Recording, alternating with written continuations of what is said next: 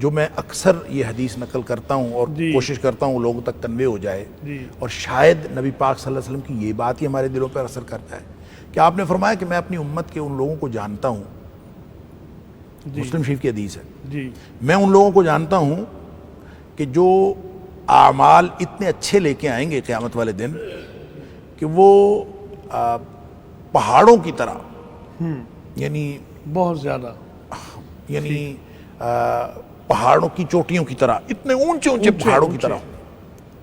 اچھا یہ کہہ کے کہ پہاڑوں جیسے اعمال لے کے آئیں گے، پھر نبی پاک صلی اللہ علیہ وسلم فرمایا کہ فَيَجْعَلُهُ اللَّهُ هَبَاءً مَنْثُورًا، اللہ تعالیٰ ان سارے اعمال کو گرد و غبار بنا کے اڑا دے. اللہ اب یہ گرد و غبار بن کے اڑ گئے، صحابہ تو ڈر گئے، اللہ کے رسول صلی اللہ علیہ وسلم ان کی نشانی بتائیں تاکہ ہم ان میں سے نہ ہوں. آپ نے فرمایا تمہارے جیسے ہوں گے، تمہارے جیسے اعمال کریں گے، تمہارے جیسے معمولات ان کے ہوں گے. فرق صرف یہ ہے کہ اذا خلو بمحارم اللہ، جب وہ تنہائیوں میں ہوں گے، اللہ اکبر، تو انتہکوہا، جب وہ تنہائیوں میں اللہ کی حرمتوں کو پامال کریں گے، جب بھی کبھی ان کا تنہائیوں میں موقع ملے گا تو اللہ کی حرمتوں کو پامال کریں گے. تو اصل بے حیائی جو ہے اس سے بچنا ہے تو خلوتیں پاکیزہ کرنی پڑیں گی، تنہائیاں پاکیزہ کرنی پڑیں گی.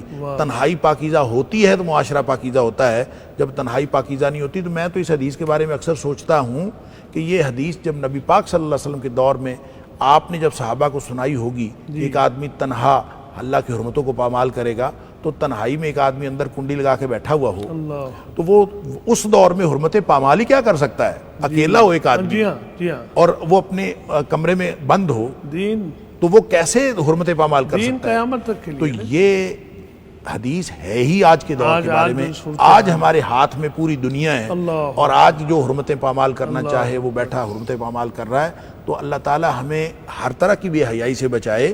تو بات معاشرے کی بے حیائی کو اگر آپ نے ٹھیک کرنا ہے اور اس کو حیا کی طرف لے کے جانا ہے تو تنہائیاں بھی پاک ہوں گی تو تب جا کے محفل پاک ہوگی.